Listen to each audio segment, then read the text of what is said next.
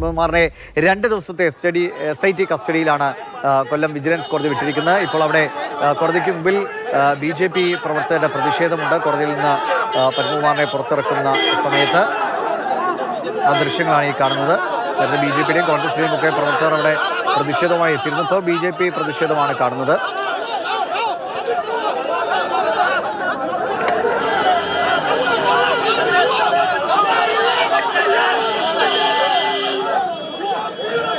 പത്മകുമാറിനെ കോടതിയിൽ നിന്ന് കൊണ്ടുപോകുന്ന വേളയിലാണ് BJP പ്രവർത്തകർ പ്രതിഷേധവുമായി എത്തിയത്.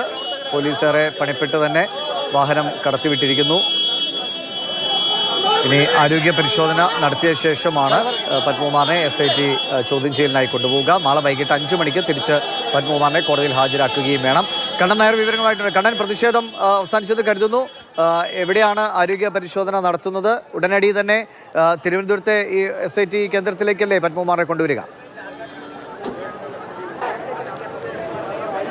കൊല്ലം ജില്ലാ ആശുപത്രിയിലാണ് വൈദ്യപരിശോധനയ്ക്ക് വിധേയനാക്കുന്നത്. അതിനുശേഷം തിരുവനന്തപുരത്തെ SITയുടെ ക്യാമ്പിലേക്കാണ് കൊണ്ടുപോവുക. നന്ദാവനം ക്യാമ്പിലേക്കായിരിക്കും അദ്ദേഹത്തെ കൊണ്ടുപോവുക. ഇപ്പോൾ BJPയുടെ ശക്തമായിട്ടുള്ള പ്രതിഷേധമായിരുന്നു. ഈ വാഹനം പത്മകുമാറുമായിട്ടുള്ള വാഹനം പുറത്തേക്ക് ഇറങ്ങിയ സമയത്ത് ആ വാഹനം തടയുന്ന അവസ്ഥയിലേക്ക് BJP പ്രവർത്തകരുടെ പ്രതിഷേധം നീണ്ടു. ഇപ്പോൾ പോലീസ് അതുപോലെ തന്നെ മുതിർന്ന നേതാക്കന്മാരൊക്കെ ഇടപെട്ട് ആ പ്രതിഷേധം അവസാനിപ്പിച്ചിരിക്കുകയാണ്. നിലവിൽ ഇപ്പോഴും പ്രവർത്തകർ പിരിഞ്ഞു പോയിട്ടില്ല. ആ റോഡിനോട് തന്നെ ചേർന്ന് അവർ ഇപ്പോഴും അവിടെ ക്യാമ്പ് ചെയ്യുകയാണ്. 2 ദിവസത്തേക്കാണ് പത്മകുമാറിനെ പോലീസ് SITയുടെ കസ്റ്റഡിയിലേക്ക് വിട്ടിരിക്കുന്നത്. നാളെ വൈകിട്ട് 5 മണിക്ക് പത്മകുമാറിനെ തിരിച്ച് ഹാജരാക്കണം എന്നുള്ളതാണ് കോടതിയുടെ ഉത്തരവ് ഉണ്ടായിരിക്കുന്നത്. അതായത് ഇന്ന് രാത്രിയും നാളെ പകലും പത്മകുമാറിനെ ചോദ്യം ചെയ്യാനുള്ള ഒരു അവസരം SITക്ക് ഉണ്ടാകും. പ്രധാനമായും ഏറ്റവും കൂടുതൽ നിർണായകമായിട്ടുള്ള രേഖകൾ നേരത്തെ SITക്ക് ലഭിച്ചിരുന്നു. അതിനെക്കുറിച്ചുള്ള ചോദ്യങ്ങളിലായിരിക്കും കൂടുതലായി SIT സംഘം പത്മകുമാറിനോട് ചോദിക്കുക. പത്മകുമാറിൻ്റെ വീട്ടിൽ നടത്തിയ പരിശോധനയിൽ ഉണ്ണികൃഷ്ണൻ പോറ്റിയുമായിട്ടുള്ള അടുത്ത ബന്ധം തെളിവാക്കുന്ന രേഖകളാണ് ലഭിച്ചത്. സാമ്പത്തിക ഇടപാടിൻ്റെ രേഖകളുണ്ട്, അതുപോലെ തന്നെ ഭൂമി ഇടപാടിൻ്റെ രേഖകളുണ്ട്.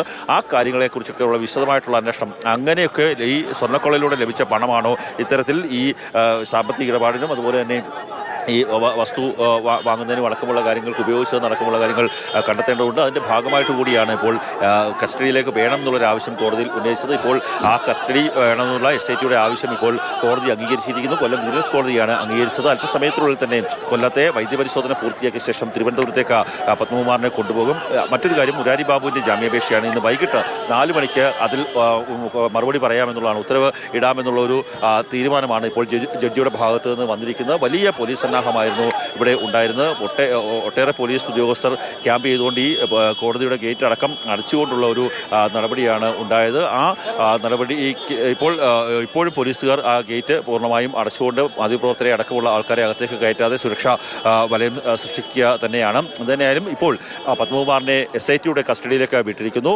2 ദിവസത്തേക്കാണ്. അതായത് നാളെ വൈകിട്ട് 5 മണിക്ക് തിരിച്ച് ഞാനിപ്പോൾ നിൽക്കുന്ന വിജിലൻസ് കോടതിയിൽ ദേവസ്വം ബോർഡ് മുൻ പ്രസിഡന്റായിട്ടുള്ള മുൻ MLA കൂടിയായിട്ടുള്ള നൽകിക്കൊണ്ടിരിക്കുന്ന കൊല്ലം വിജിലൻസ് കോടതിയാണ് പത്മകുമാറിനെ 2 ദിവസത്തെ SIT കസ്റ്റഡിയിൽ വിട്ടത്. SIT കസ്റ്റഡിയിലേക്ക് പോകുന്നതിന് മുൻപ് കൊല്ലം ജില്ലാ ആശുപത്രിയിൽ ആരോഗ്യ പരിശോധന നടത്തും. കോടതിയിൽ നിന്ന് ഇറങ്ങുന്ന വേളയിലാണ് BJP പ്രവർത്തകരുടെ പ്രതിഷേധമുണ്ടായത്.